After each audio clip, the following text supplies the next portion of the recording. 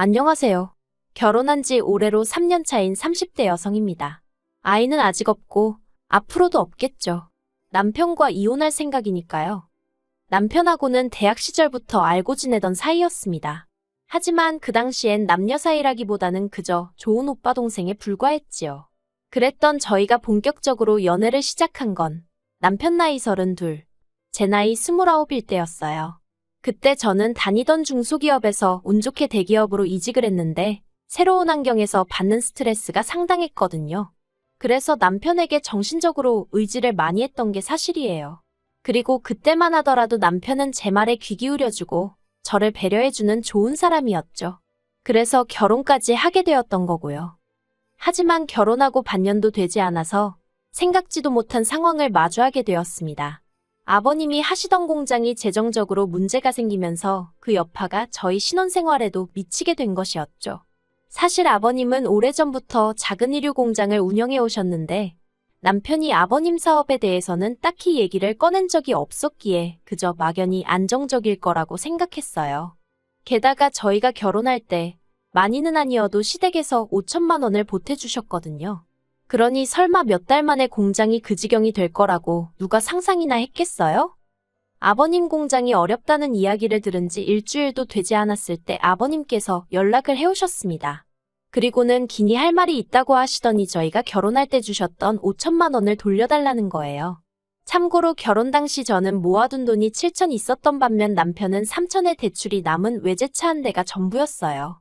결혼 이야기는 남편이 먼저 꺼냈는데 가진 게 제 생각보다 너무 없어서 황당하더라고요. 그래서 제가 남편더러 결혼은 좀 더 준비가 되면 하자니까 돈 때문이냐며 혼자 씩씩거리더니 며칠 뒤 시부모님이 5천을 해주시기로 했다더라고요. 그래서 저는 말은 안 했지만 어머님 아버님 생각에도 아들이 장가가기엔 너무 가진 게 없어서 해주셨나 보다 싶었습니다. 그리고 이 이야기를 친정에 하니 친정 부모님께서 저도 그럼 5천은 해가는 게 좋겠다며 선뜻 5천을 내주시대요. 아무튼 그런데 이제 와서 해준 돈을 돌려달라 하시니 황당하고 어이가 없었죠. 게다가 제가 그 돈을 어디 통장에 넣어둔 것도 아니고 이미 전세 보증금으로 다 써버린 상황이었는데 말이에요. 그래서 제가 무슨 수로 그 돈을 돌려드리냐고 못 드린다고 했어요. 그랬더니 아버님께서 지금 시애비가 죽게 생겼다는데 못 준다는 소리가 나오냐면서 큰 소리를 내셨습니다. 제가 당시 결혼한 지 반년도 안 됐을 때였는데 시아버지 되시는 분이 목청을 높이시니 얼마나 놀랬겠어요. 그래서 그땐 제가 그 앞에서 찍소리도 못하고 남편더러 일을 어쩌면 좋냐니까 남편이란 인간이 기껏 한다는 소리가 어쩌겠냐며 이사를 하자는 겁니다. 집주인한테 상황 설명하면 이해해주지 않겠냐면서 이참에 좀 더 작은 집으로 가자는 거예요. 그리고 그런 소리를 아무렇지도 않게 하는 남편을 보고 있으니 솔직히 눈앞이 캄캄하대요. 만약에 저 혼자라면 얼마든지 줄여갈 수 있죠. 하지만 저희가 무슨 대학생도 아니고 그래도 엄연히 신혼집인데 너무 초라한 곳에서 살고 싶지는 않았거든요. 뿐만 아니라 집주인에게 사정을 설명했지만 집주인도 난감해하대요. 전세를 들어오고 싶어하는 사람이 있다면 모르겠지만 그게 아니라면 자기도 당장 돈을 어디서 구해줄 방법이 없다면서요. 그리고 저는 답답한 마음에 결국 친정 부모님에게 상황을 설명하고 손을 벌리게 되었습니다. 지금 생각하면 저도 참으로 철이 없었던 거죠. 하지만 그때는 친정 부모님 외에는 딱히 떠오르는 해결책이 없었어요. 저희 이름으로 대출을 받아서 시댁에 드리자니 대출이자가 부담스럽기도 했고 한편으론 억울하기도 했거든요. 아무튼 며칠 뒤 제 계좌로 친정아버지 이름으로 5천만 원이 입금되었습니다. 저는 솔직히 도와달라고 말씀은 드렸지만 친정아버지가 이렇게 빨리 해주실 줄은 몰랐어요. 그래서 바로 친정아버지한테 연락을 드리고 감사하다 하니 당신은 모르는 일이라며 잡아떼시는 거예요. 저희 친정아버지가 원래 앞에서는 무뚝뚝하신데 뒤로는 잘 챙겨주시고 그러면서도 고마워하면 낯뜨겁다고 못하게 하시는 성격이십니다. 아무튼 제가 친정아버지더러 이 돈은 무슨 수를 써서라도 꼭 갚겠다니까 갚긴 뭘 갚냐며 쓸데없는 소리 하지 말라고 하시더니 필요한 데다가 욕이나 겠어 그러시대요. 그리고는 저더러 남편한테 너무 싫은 소리 하지 말랍니다. 남편이야말로 지금 이 상황이 얼마나 답답하고 속상하겠냐면서요. 그리고 그 주 주말 저와 남편은 시댁을 찾았습니다. 그리고 아버님께 친정아버지가 주신 5천을 드리며 이걸로 저희 결혼할 때 시댁에서 받은 건 없는 거나 마찬가지라고 딱 잘라 이야기를 했네요. 되바라져 보일 수 있겠지만 이런 이야기를 꺼낸 이유는 단순했습니다. 어머님 아버님께서 지난 몇 달 동안 5천 해주신 걸로 어지간히 생색을 내셨거든요. 더 해주지 못해서 속상해하시는 친정부모님과 달리 시부모님은 우리 나이에 5천이면 얼마나 큰 돈인지 아냐면서 매 순간 감사하는 마음을 가지라는 둥. 그러다가 돌려달라고 하실 때는 못 준다는 저를 무슨 돈도 고른 애취급을 하시면서 얼마나 싫은 소리를 하셨는지 몰라요. 그러니 오죽하면 제가 이제 받은 거 없는 거란 소리를 대놓고 했을까요? 그리고 그런 저에게 어머님 아버님 두 분 다 별 말씀은 안 하셨지만 상당히 당황하신 눈치셨어요. 한편 시댁에 5천을 건네고 몇 달 지나지 않아 이번엔 집주인 쪽에서 먼저 연락이 왔습니다. 듣자 하니 자기 아들이 결혼을 하게 됐다면서 자기네 사정 좀 봐달라는 거예요. 그리고 저는 옳다구나 싶었습니다. 솔직히 살아보니까 여러 가지로 저희랑 안 맞는 부분이 많았거든요. 회사까지 가는 길도 교통편 자체는 나쁘지 않았는데 문제는 그 일대에 저희처럼 출근하는 사람들이 워낙 많다 보니 버스에 앉아서 간다는 건 상상도 할 수 없었고요. 그리고 집 상태도 도배를 싹 해놔서 그런지 겉에서 보기에는 깨끗하고 멀쩡해 보여요.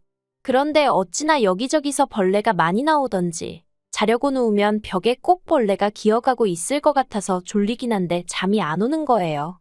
그런데 집주인한테 얘기하면 여기가 주변에 나무가 많아서 그렇다며 대신 공기가 좋지 않냐는 소리나 해대고 아무튼 그렇다 보니 그냥 하루빨리 이 집에서 나가고 싶다는 생각뿐이었는데 집주인이 먼저 계약을 깨달라고 나오니 저희로선 땡큐였어요. 그래서 저희는 결국 첫 전셋집에서 1년도 안 살고 이사를 하게 되었습니다.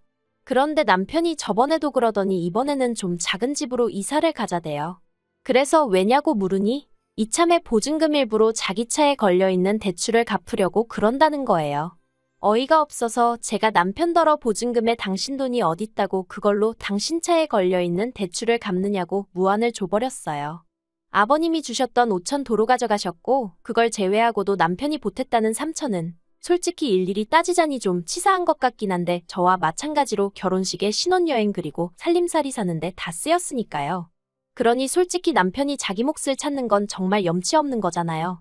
그리고 그나마 다행이라고 해야 할지 남편도 제 이야기를 듣고는 얼굴만 붉힐 뿐 더는 따지고 들지 않더라고요.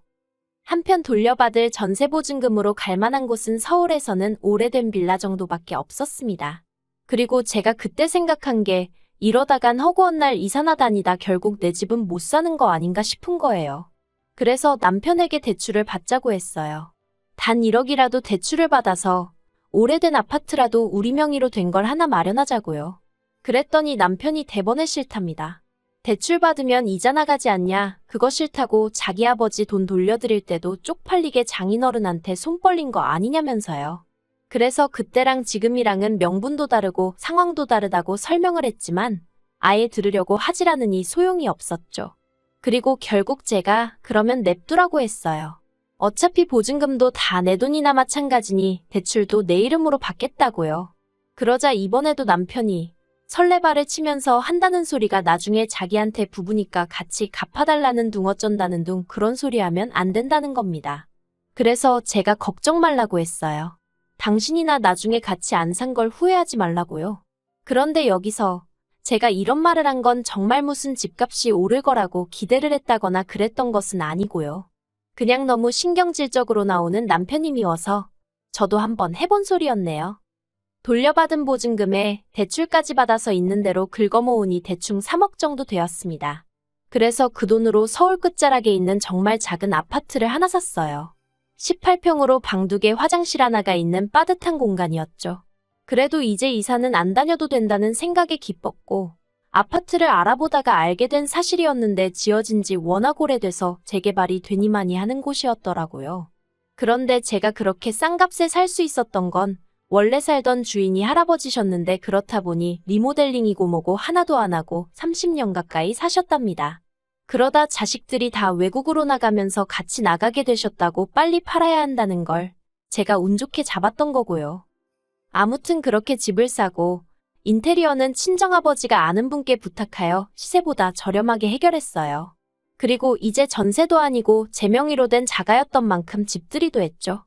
그런데 시부모님이 저희 집 현관을 들어서시면서 하시는 말씀이 이것도 집이냐고 사람을 불렀냐는 거예요. 그래도 나름대로 뿌듯한 마음으로 모신 자리였는데 첫마디가 저러니 저도 사람인데 기분이 팍 상하대요.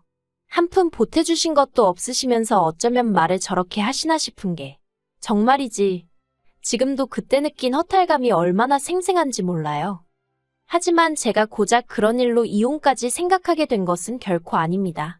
지난 3월, 저희 부부가 결혼한 지 3년째 되던 달이기도 했지요. 나름대로 우여곡절을 겪으며 벌써 3년이란 시간이 흘렀구나 싶었을 즈음이었는데 시부모님에게서 연락이 왔습니다. 할이야기가 있으니 조만간 한번 올라오시겠다고요. 그래서 주말에 오시라고 말씀을 드렸고 그러겠다 하셨어요. 그런데 그 할 말이라는 것이 기도 안 차는 것이었습니다. 아버님께서 저에게 5천만 원을 주시면서 그때 돈 잘 썼다 하시더니 이제 이 돈 돌려주니까 아파트 명의를 남편과 공동 명의로 하라는 것이었죠. 황당해서 순간 말도 안 나왔어요. 남편이 죽어도 대출은 같이 안 갚는다고 그래서 거의 2년에 가까운 시간 동안 저 혼자 대출 갚았거든요. 그리고 그나마 다행히 동네에 지하철이 들어오네. 그리고 재개발 얘기도 진척이 좀 있어서 아파트 값이 올라 그걸로 마음의 위안을 삼고 있었는데 뜬금없이 그때 5천 이제 돌려줄 테니 공동명의를 하라니 어림 택도 없는 소리였지요. 그래서 제가 아버님더러 싫다고 했어요. 그러니까 아버님이 영문을 모르겠다는 표정으로 왜 싫으냐입니다. 부부면 당연히 공동명의를 하는 게 맞지. 그리고 원래대로면 이유가 뭐가 됐건 간에 서류가 오가는 건 남편 명의로 하는 게 맞는데 그나마 제 돈도 들어가 있고 하니까 공동명의 정도로 얘기를 하시는 거라나요? 정말 기도 안 차더라고요. 그래서 예전부터 하고 싶던 그 말을 결국 입 밖으로 꺼냈습니다. 이 집에 어머님 아버님 아들이 보탠 건 쥐뿔도 없다고요. 막말로 하숙생은 월세라도 내고 살지. 남편은 자기가 번 돈에서 생활비라고 얼마 딱 꺼내놓는 거 말고는 뭐 하나 기여하는 바가 없었는데 이제 와서 무슨 공동명의를 하라는 거냐 했죠. 그랬더니 저희 아버님 하시는 말씀이 너 우리 아들 차 탄 적 없냐 그러시는 거예요. 저는 20살 이후로 줄곧 서울에서 살았고 그렇다 보니 늘 서울의 대중교통을 이용해왔어요. 하지만 남편과 연애를 시작한 이후로는 데이트 코스에 따라 종종 남편 차를 타게 되었고 결혼 후에는 당연히 시댁이나 친정에 내려갈 때 남편 차를 이용했지요. 그런데 아버님 말씀이 남편 차를 얻어 탔으니까 저는 할 말이 없는 거랍니다.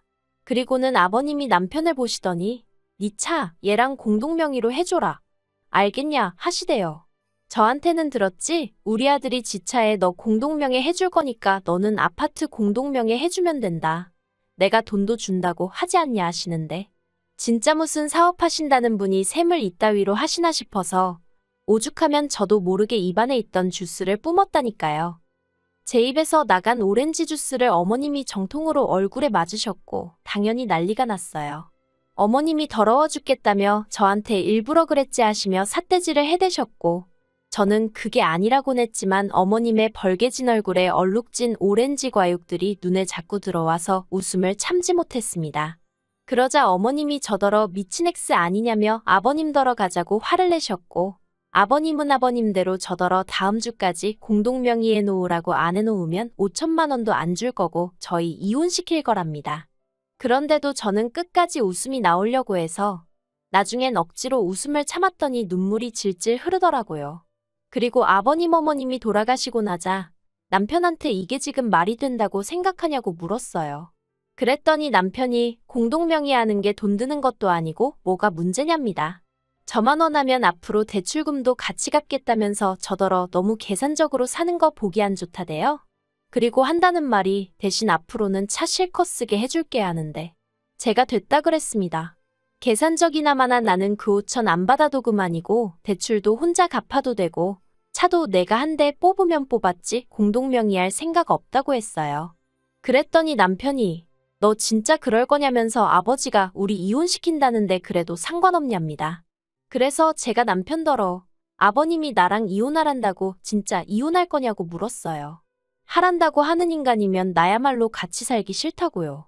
그랬더니 남편이 자기는 부모님 말씀은 거역 못한답니다. 그래서 제가 그러면 별 수 없네 하니까 남편이 저더러 이기적이라며 너무한다더니 후회 안 하냐대요. 고작 이깟 코딱지만한 아파트 때문에 이혼 엿딱지부터도 상관없냐면서요. 그래서 이깟 코딱지만한 아파트라고 해도 너보다 낫다고 해버렸어요. 그랬더니 남편이 저더러 마음대로 하라면서 지 짐 싸서 나갔습니다. 내일은 남은 짐도 다 챙겨서 이혼 서류랑 같이 시댁에 보내버리려고요.